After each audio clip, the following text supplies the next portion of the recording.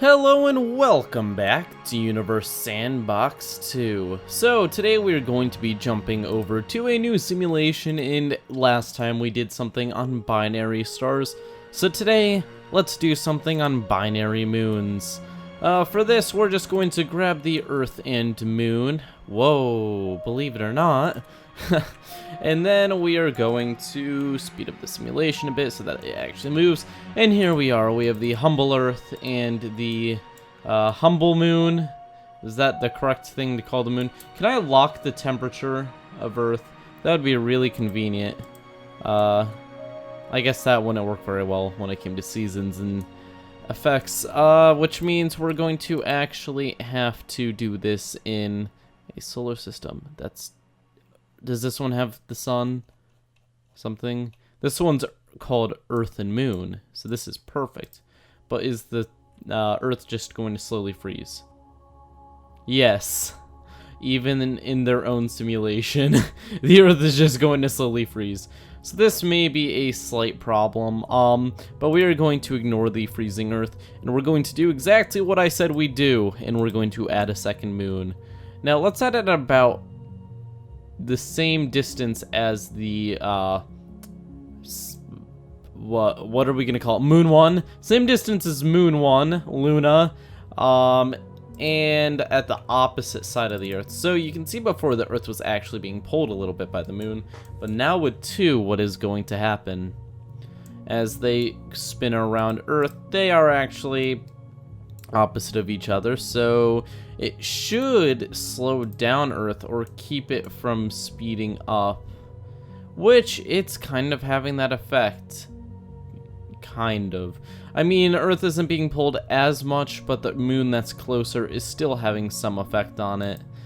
The two moons are actually getting along fairly well. I mean, ignoring the fact that the tides and stuff are messed up, but after a few months of this, we have a problem.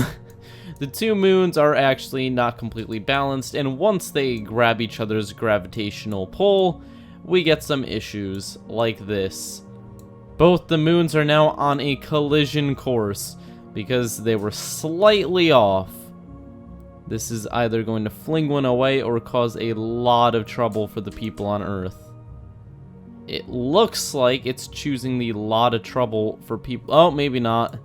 The moon may just get flung away. Oh no! It got really close to getting flung, but it looks like the moon has a moon as its moon. At least for like 4 seconds until they bump back into each other again. Unless they don't. Oh, it looks like it's curving around. Wow, so this moon, both the moons actually messed with each other's orbits. This caused one moon to be much closer to Earth, while the other is now thrown out of the area. That's interesting. It's going to have serious effects on daily life on Earth, because the tides are going to be about more than twice as strong, because one of the moons are closer than normal. You'll be able to see the moon much larger in the night sky. And we're about to have another problem, because this moon is catching up and nothing stopping it. And when both of the moons are on the same side, the Earth gets pulled severely in that direction, which causes a little bit of unbalance. Yeah, the moon is very large in the night sky now. Quite a bit larger than it was before. But let's let this continue.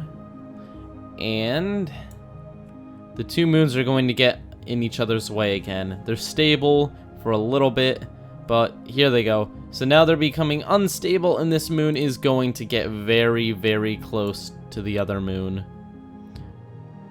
So, moon 2 this is, because it threw moon 1 out of the way, is getting very close to moon 1. So close that the gravity is going to influence each other again. But will it be enough to cause a serious problem? No. It will kill a lot of the velocity from this moon, though. Enough of the velocity that it's now getting dangerously close to Earth. People living on Earth now are going to see the moon much bigger in the night sky than they're used to. For an example, it's really big. for an example, it's really big. There's nothing I can really compare it to in the night sky because the moon's already the largest thing, but it's like 3 to 5 times larger than it's supposed to be, and it's way closer to Earth than it's supposed to be, which is going to cause the tides to go absolutely insane.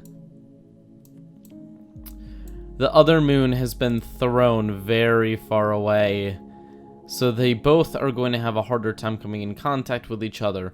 But Moon 2 is actually having a very large amount of gravitational pull on the Earth, which is messing with Earth's orbit a bit, but we don't have the sun here, so we can't really see the bigger effects of this.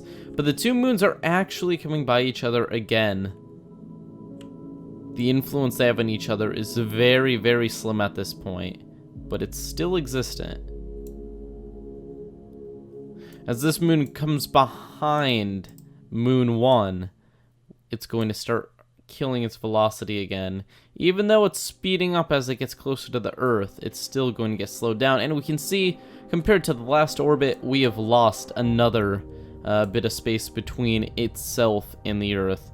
At this rate, it's going to take a few more times of this happening, but we are going to see the moons really mess with the... Oh, so once again, a flyby. This is going to slowly decrease the gravity, well, not the gravity, the velocity of this moon. But the question is it going to do enough to actually cause a serious problem? I think it's pretty much stable at this point, although Earth is very much affected. It doesn't look like this moon is going to get thrown at Earth. So we're going to restart the simulation in a slightly different way.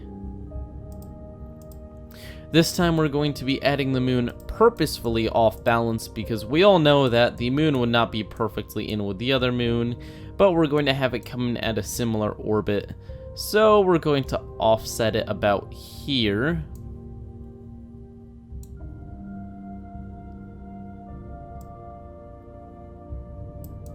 And there is the new moon.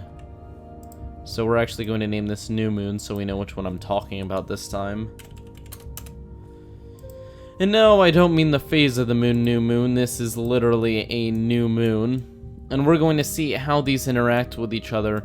This moon, the normal moon, is speeding, well, not speeding up, but it is going faster than the new moon because it has a closer orbit with Earth. This means that it's going to slowly get closer to the new moon, and soon they're going to begin exerting a gravitational force onto each other. Oh, now it's further away. Oh, this may actually balance well. Whoops, I didn't want it to. Is it actually going to catch up, or is it going to fall behind? Or have I created something more stable than I wanted? Nope, they are definitely influencing each other, and now they're about at opposite sides because of that. But this is going to cause them to have radically different speeds from each other. That's going to allow them to get close, like right here. Here we go, we may have a collision event coming up, as the new moon is going directly towards the moon. It's accelerating towards it. When will the gravity of the moon exert more force than Earth? Will it happen? Are we going to see a collision? This is close. This is really close. But is it enough? Maybe not. They are coming so close to each other. But I don't think it's enough. Oh, the moon is actually being pulled. Its orbit is being stretched by this. I could see for a moment it was moving straight rather than in its normal orbit, in an ellipse. And it has actually thrown the new moon. Wow, that is a much larger orbit than it had before.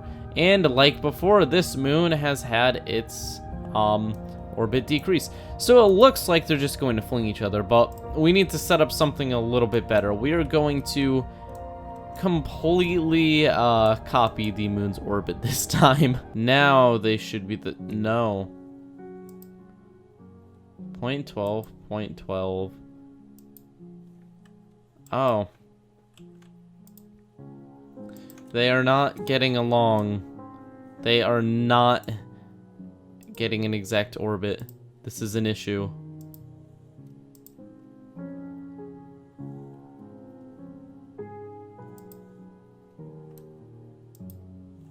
Now there's only one number that is different, so let's match them up.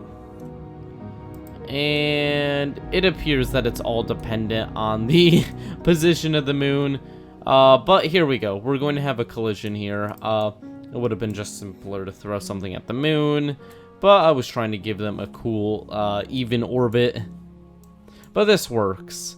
So the moons are going to hit each other. So this is basically the catastrophic version of this, where the two moons don't really get along, and instead they murder each other with fire and fury. And here we go. Fragments everywhere. Many are caught by the moon, but many are released.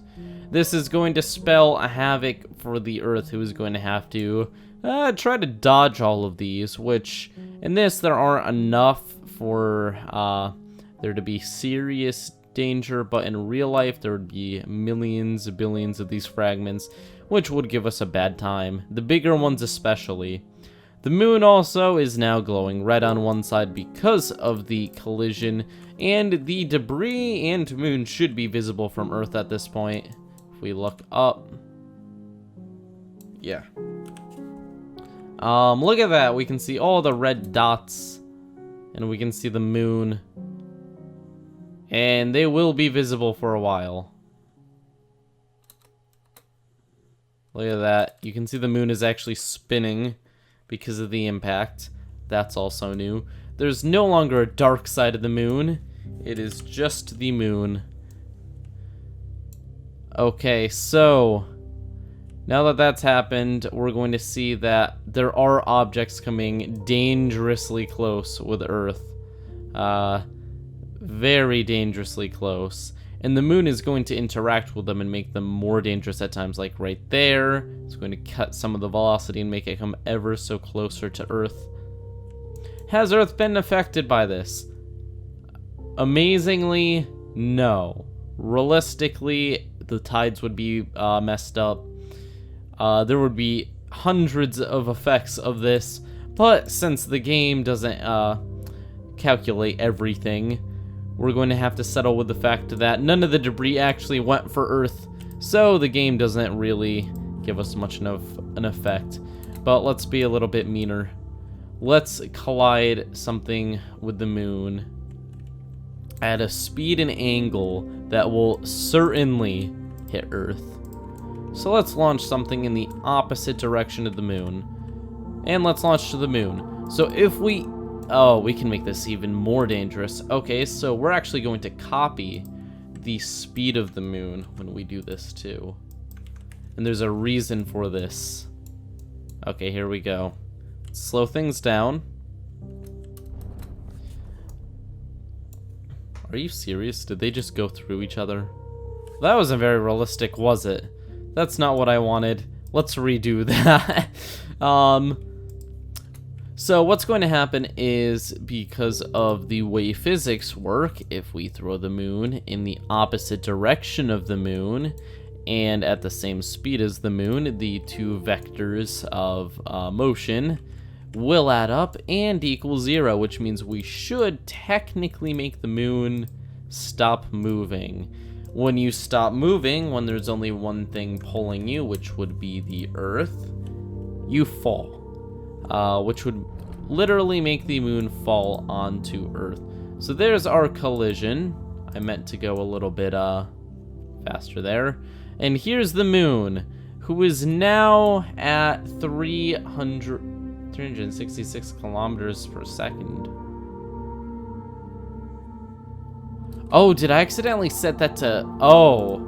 Oh, now I see why it went through, because I have made a horrible mistake. Instead of doing meters, I was doing kilometers. So I made the other moon move about 1,000 times what it was supposed to.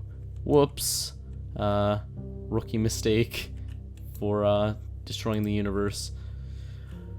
That's why it was moving so fast. That's why it was going too fast for me to really capture it. Okay, so let's do this again correctly. So this, and then we're gonna go to meters per second and do this. That's going to give us the result we want, which is pretty slow moving moons going towards each other. And this should, it's gonna be slightly off, but it should mostly kill the velocity of the moon. And let's see. And we'll actually get a pretty nice collision here. Pretty impressive collision. There we go. That's what we wanted. And so we do have the collision of the moons.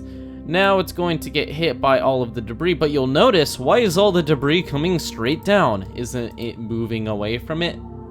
No, not really. 100 meters per second is pretty much nothing. The moon has lost all of its velocity. This means that the particles it let out is going to just smack back into itself, and Earth is going to begin to take hold.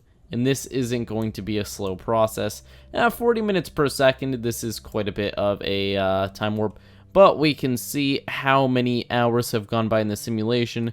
So it has been 18 hours since the collision or the disaster.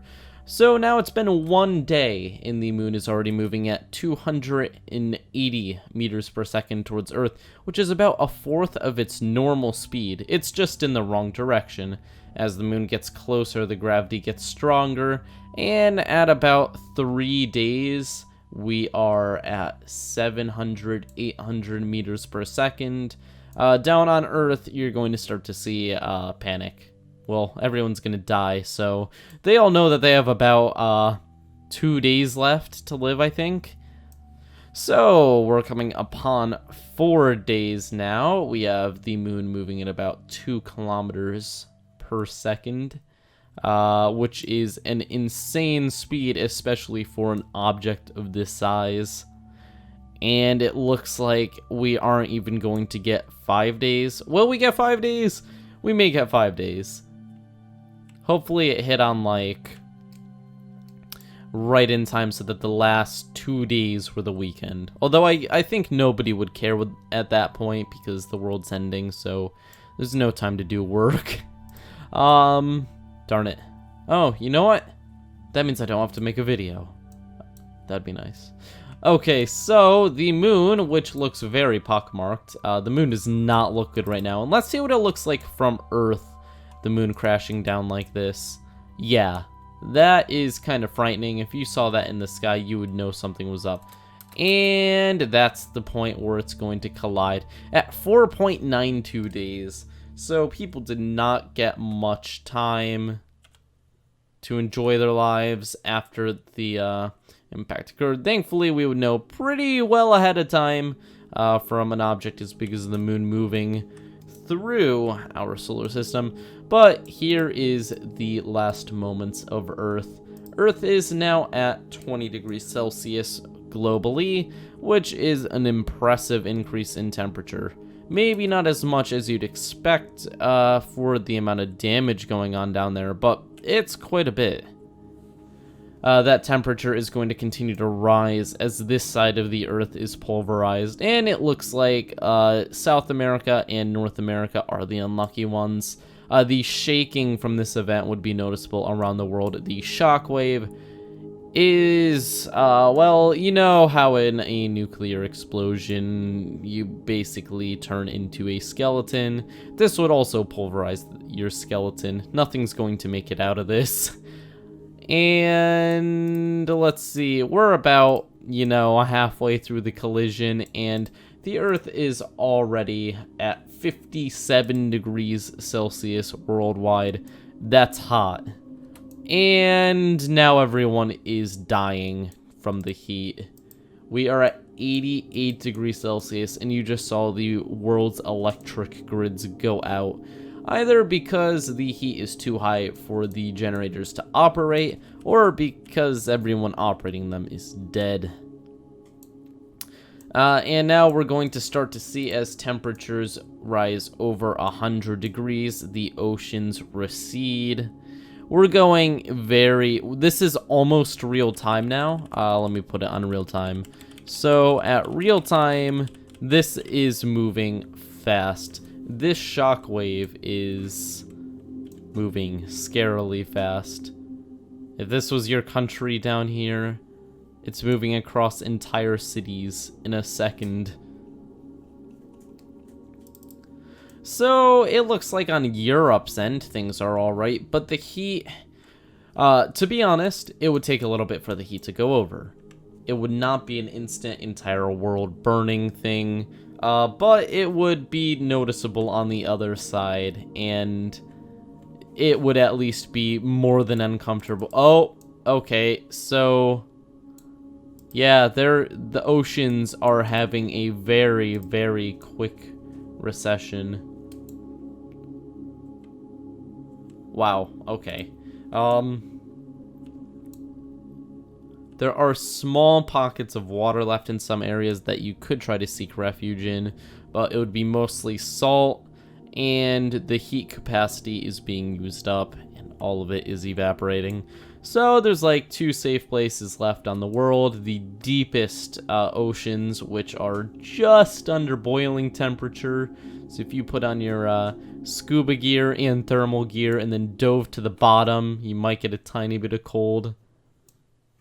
But that's over. It looks like Greenland still has a layer of ice. It hasn't had enough time to melt. This is happening so fast that it takes longer than this for ice to melt. So congratulations, Greenland. You're still kind of cold. People could like jump under the snow, but it doesn't matter because the globe is beginning to literally melt. It's turning into magma and small not small, but objects falling all across the globe are making sure that no one would make it. Look at that. Look at the spray that one little object had. It's peppering the entire globe. Now half the globe is pretty much magma, the side that was struck, and the rest is going to be soon. Or maybe not. The surface temperature hasn't actually jumped over 200 degrees, which means, I guess if you had a very, very deep bunker with very good thermal control, its own power generation, air filtering, food, water, there's a chance like 2 people may survive this, the 2 richest people in the world who are actually ready for this. And it's been 13 days and water has began to return. So let's see how quickly Earth makes the recovery. At day 13, we can see water returning. Let's see how long it takes for all the magma to cool off. 23, 20. It looks like 1 month for the majority of the magma to cool, and the global temperature is back under boiling point, which means the ocean should be returning to mostly normal, except for this side, which is completely destroyed. Basically a new continent now. Yeah, the heat is still over here, so we won't see ocean there for a while. And now the global temperature is cooling pretty quickly. There's still a lot of debris around the Earth, so it's not completely safe. But as temperatures drop further and time goes on, it looks like we're rounding out 2 months now. But let's give it 3 months. I think at 3 months we're going to see signs of life again. Life on the surface. So some greens are going to start returning, and you can very lightly see it here because some seeds would survive this, and it looks like automated power systems are going back online, although realistically this wouldn't happen unless the shockwaves didn't hit hard enough to knock over everything.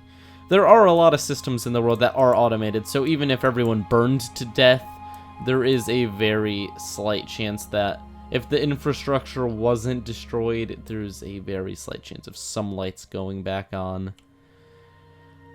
And now let's give it a little bit more time, another month or two, and we need that temperature to drop much more. So we're going to get rid of the few... Getting rid of the debris out here. Now this debris would be raining down like crazy. It would be a real problem for anyone who wanted to survive.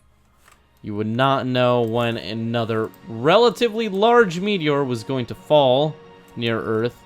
But, you know, you do the best you can. So now we are going to kind of speed things along. When the surface temperature hits about 20 degrees, we're going to see a lot of the wildlife return. Not animals. Animals are pretty much extinct now. The only things we're going to see really return are plants, and then evolution is going to have to do its thing. Certain sulfur-loving bacteria might survive. You know, our favorite things. But I don't think it's going to be a speedy recovery. It will take years for the plants to actually grow, and it will take centuries, millennia, eons, for things to begin to progress to where they were before. Let's look at some interesting geographical stuff. A lot of the United States is now underwater because all of the polar ice caps and stuff were melted, and it's going to take time for them to freeze again. Same with South America. Very large lakes and river systems running through it now. We have other serious issues across the globe. Oh, look at Australia. It looks pretty much the same. Still a big desert. Yeah, Earth is not happy now. It's not looking good. But there is still hope. Not really, but I'm going to pretend there is to give this a dramatic and happy ending. Thank you guys for watching. Leave a like and subscribe if you enjoyed, and I will see you all next time. Oh, poor Mexico. Poor Mexico. It's like disappeared on both ends. What is that?